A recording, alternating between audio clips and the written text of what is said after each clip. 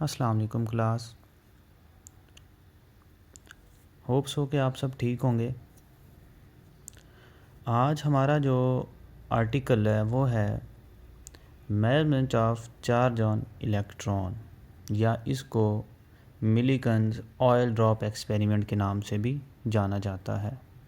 ठीक है, तो अगर आप चार्ज ऑन इलेक्ट्रॉन की बात करें तो थोड़ा पीछे चलते हैं। जो हम पढ़ के आए हैं कि जे थॉमसन ने कैथोड रेज़ के ऊपर चार्ज की नेचर को बताया हुआ था कि जो हमारे पास कैथोड रेज़ हैं वो नेगेटिवली चार्ज पार्टिकल्स हैं, या जो इलेक्ट्रॉन्स हैं उसके ऊपर चार्ज कौन सा है, नेगेटिव है।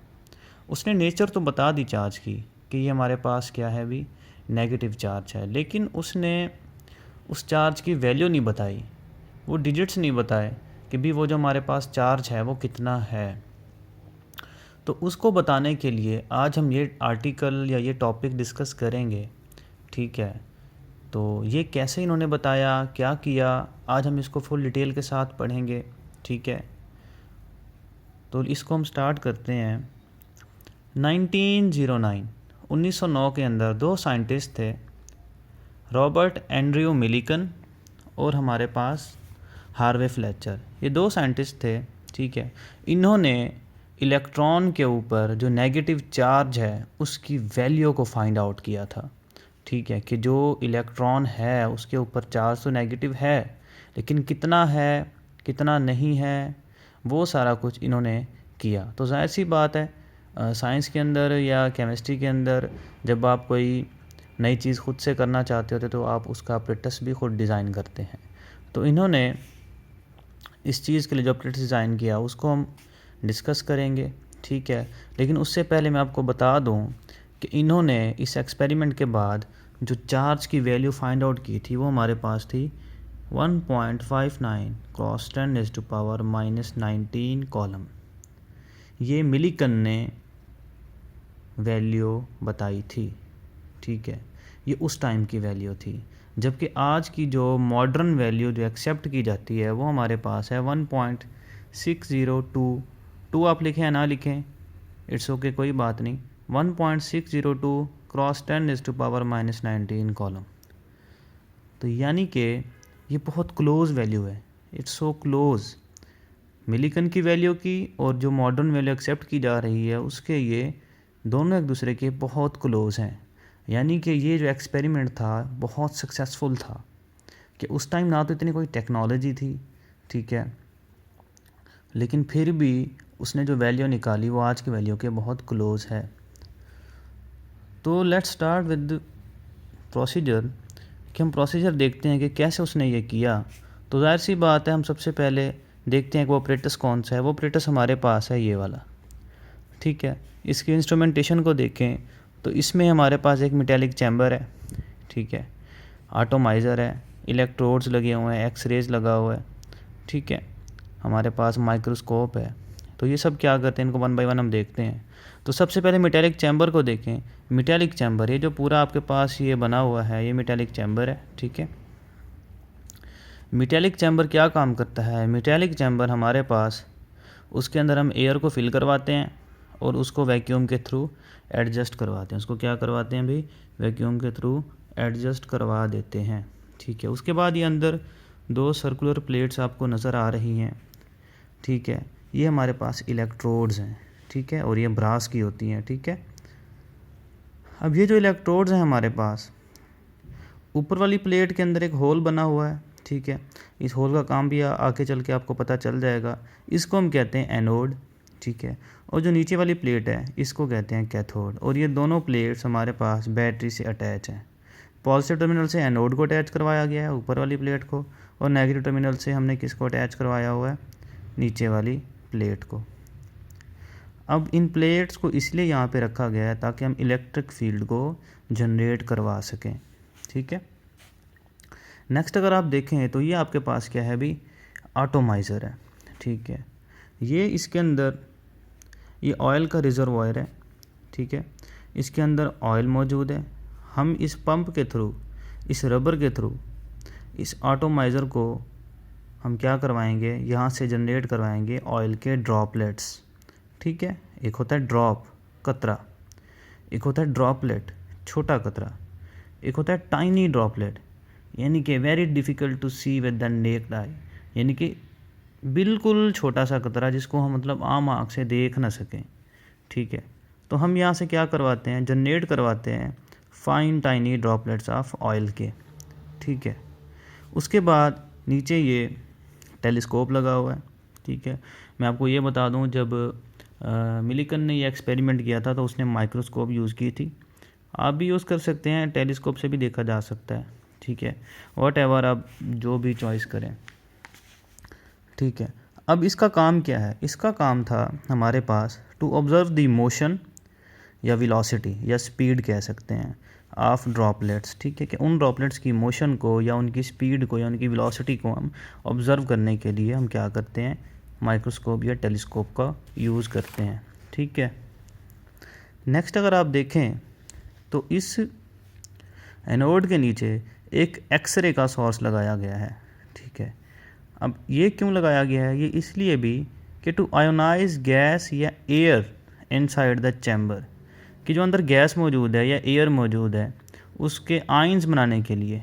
ठीक है, या यूँ समझ लें कि उसको आयोनाइज करने के लिए या इलेक्ट्रॉन्स को एयर से अलग करने के लिए हम एक्सरेज को पास करवाते हैं।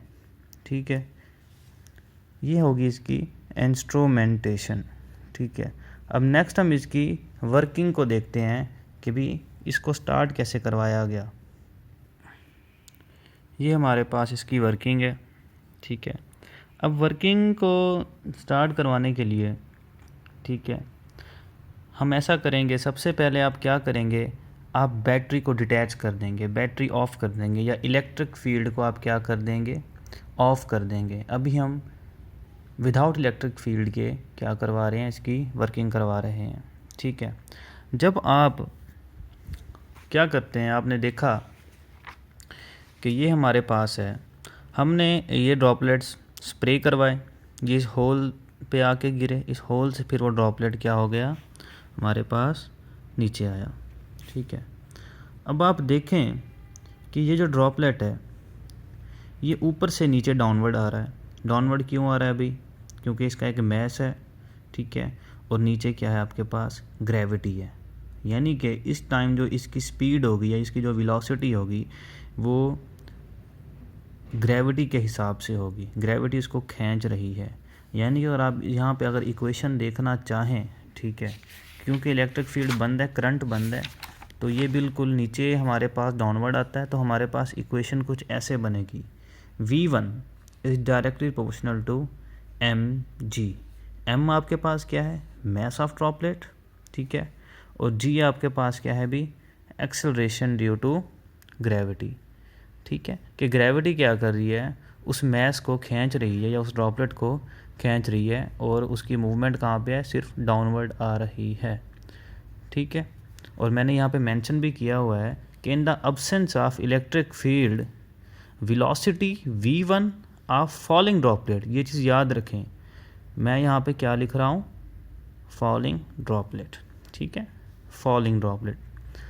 अब नेक्स्ट क्या होगा, नेक्स्ट सिचुएशन में आप क्या करते हैं, आप ये करते हैं कि आप इलेक्ट्रिक फील्ड को जनरेट करवाते हैं। ठीक है, यानी कि in the presence of electric field, तब जो वेलोसिटी आपके पास आएगी वो आएगी velocity of falling negatively charge droplet.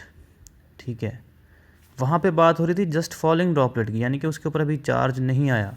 यहाँ पर बात हो रही है नेगेटिवली चार्ज ड्रॉपलेट, यानी कि ड्रॉपलेट के ऊपर नेगेटिव चार्ज आ गया है। अभी नेगेटिव चार्ज कहाँ से आया है, ये समझने की बात है। तो नेगेटिव चार्ज को समझने के लिए मैंने आपको क्या बताया था कि ये देखें, हमारे पास क्या है भी, एक्सरे का सोर्स है ना। जैसे ही ड्रॉपलेट एनोड से नीचे आएगा इस होल से, हम क्या करेंगे, एक्सरे पास करवाएंगे। एक्सरे जब हम पास करवाएंगे, ये एक्सरे जाके क्या करेंगी, एयर के मॉलिक्यूल्स में से इलेक्ट्रॉन्स को सेपरेट कर लेंगी। ठीक है, जैसे इलेक्ट्रॉन सेपरेट होंगे, वो इलेक्ट्रॉन्स इन ऑयल के ड्रॉपलेट्स के साथ चिपकते जाएंगे। ठीक है, जिस वजह से अब क्योंकि इलेक्ट्रॉन्स के ऊपर तो नेगेटिव चार्ज होता है, तो जब वो ऑयल्स के साथ चिपक जाएंगे तो ऑयल्स के ड्रॉपलेट्स के ऊपर भी आपके पास क्या होगा, नेगेटिव चार्ज होगा। तो इसलिए मैंने यहाँ पे यही लिखा है कि velocity v2 of falling negatively charge droplets, ठीक है। और अब क्योंकि v2 है हमारे पास, इलेक्ट्रिक फील्ड हम जनरेट करवा रहे हैं, ठीक है, तो होगा कुछ यूँ कि देखें यहाँ पे ये ड्रॉपलेट्स पहले नीचे जाने की कोशिश करेगा ग्रेविटी की वजह से, लेकिन क्योंकि हमने अब इलेक्ट्रिसिटी ऑन करवा दिया, इलेक्ट्रिक फील्ड अप्लाई करवा रहे हैं, तो ये जो ड्रॉपलेट्स होगा ये अपवर्ड मूवमेंट करना शुरू कर देगा। क्या कर देगा, अपवर्ड मूवमेंट शुरू कर देगा। अब ये जो अपवर्ड मूवमेंट है ये किस वजह से हो रही है, ये एक फोर्स की वजह से हो रही है, जिसको आप क्या कहते हैं, अपवर्ड ड्राइविंग फोर्स या इलेक्ट्रिक फोर्स, ठीक है। और ये फोर्स कहाँ से आ रही है, इलेक्ट्रिक फील्ड से आ रही है, ठीक है। यानी कि ऊपर की तरफ कौन खींच रहा है इसको, इलेक्ट्रिक फील्ड इसको ऊपर की तरफ खींच रही है। हमने पीछे जितने भी एक्सपेरिमेंट्स पढ़े हैं उसमें मैंने आपको बताया है, जब भी हम क्या करते हैं, इलेक्ट्रिक फील्ड अप्लाई करवाते हैं तो इलेक्ट्रॉन्स क्या करते हैं, डिफ्लेक्ट हो जाते हैं ऊपर की तरफ, ठीक है, ऐसे ऊपर की तरफ डिफ्लेक्ट हो जाते हैं। तो यहाँ भी आप वही चीज़ कॉन्सेप्ट माइंड में रखें कि जो इलेक्ट्रिक फील्ड है वो क्या कर रही है, इसको ऊपर की तरफ डिफ्लेक्ट कर रही है, ऊपर की तरफ इसको खींच रही है, ठीक है। यहाँ तक बात समझ आ गई है आपको। तो इसीलिए जो हमारे पास इक्वेशन बनेगी वो कुछ इस तरह बनेगी, v2 is directly proportional to electric field on electron minus mg, ठीक है। अब यहाँ पर आपको पता होना चाहिए कि जो ई हमारे पास क्या है, अपवर्ड ड्राइविंग फोर्स है, इलेक्ट्रिक फोर्स है। कैपिटल ये आपके पास क्या है, इलेक्ट्रिक फील्ड है, और जो स्मॉलर ये आपके पास इलेक्ट्रॉन है या वो नेगेटिवली चार्ज ऑयल ड्रॉपलेट है, ठीक है। अब नेक्स्ट क्या होगा कि अगर हम इस इक्वेशन को डिवाइड कर दें, ठीक है, बाय डिवाइडिंग इक्वेशन 1/2, तो हमारे पास कुछ इस तरह की ये इक्वेशन बन जाएगी, v1/v2 is equal to, value put करें mg/e माइनस mg, ठीक है। अब हमने क्या करना है, हमारे पास v1 और v2 की जो वैल्यू है ये कहाँ से आएगी, ठीक है। ये हमारे पास वैल्यू आएगी वो जो हम माइक्रोस्कोप लगाई हुई थी ना हमने, टेलीस्कोप, वहाँ से हम उसकी मोशन को क्या कर सकते हैं, चेक कर सकते हैं, देख सकते हैं। मैंने यहाँ पे बताया हुआ है कि to observe the motion of droplets, कि जो स्पीड है हमारे पास, वेलोसिटी है v1 v2 की, वो हम यहाँ से फाइंड आउट कर सकते हैं, ठीक है। हमने फाइंड आउट वैसे करना क्या है, चार्ज E, ठीक है, ये जो स्मॉलर E हमने ये फाइंड आउट करना है, ठीक है। तो इस इक्वेशन से हम उसको फाइंड आउट कर सकते हैं। अगर आपके पास v1 की वैल्यू, v2 की वैल्यू आ जाती है, ठीक है, m की वैल्यू आपके पास है, g की वैल्यू है, इधर भी g की वैल्यू है, g की वैल्यू तो आपको पता है कांस्टेंट है। अब m की जो वैल्यू है ये हमें कहाँ से पता चलेगी, हमें यहाँ से पता चलेगी। m हमारे पास है क्या, m हमारे पास होता है मैस ऑफ ड्रॉपलेट होता है, ठीक है। क्या होता है हमारे पास, मैस ऑफ ड्रॉपलेट होता है, which can be determined by varying the electric field in such a way that droplet is suspended in the chamber. मतलब ये है कि ड्रॉपलेट नीचे की तरफ मूव करेगा, ठीक है, इलेक्ट्रिक फील्ड उसको ऊपर की तरफ खींचेगी। हम इलेक्ट्रिक फील्ड थोड़ी ज़्यादा अप्लाई करवाएंगे, इतनी अप्लाई करवाएंगे कि जो हमारे पास ड्रॉपलेट है वो सस्पेंड हो जाए, फंस जाए, ठीक है, दरमियान में ही, ठीक है। तो वो हमारे पास क्या होगा, हम वहाँ से मैस जो है फाइंड आउट कर सकते हैं।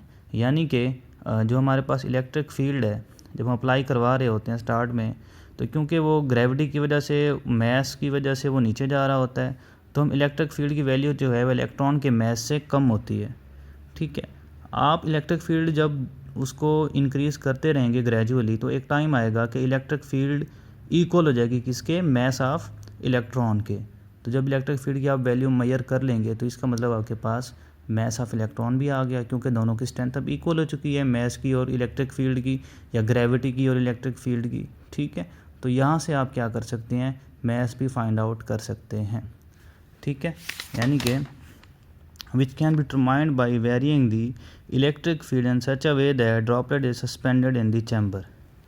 जब ड्रॉपलेट सस्पेंड हो जाएगा, कांस्टेंट हो जाएगा, वहाँ पे रुक जाएगा, इट्स मीन्स कि ग्रेविटी की फोर्स और इलेक्ट्रिक फोर्स इक्वल हो चुकी हैं, ठीक है, किसके, मैस के, ठीक है।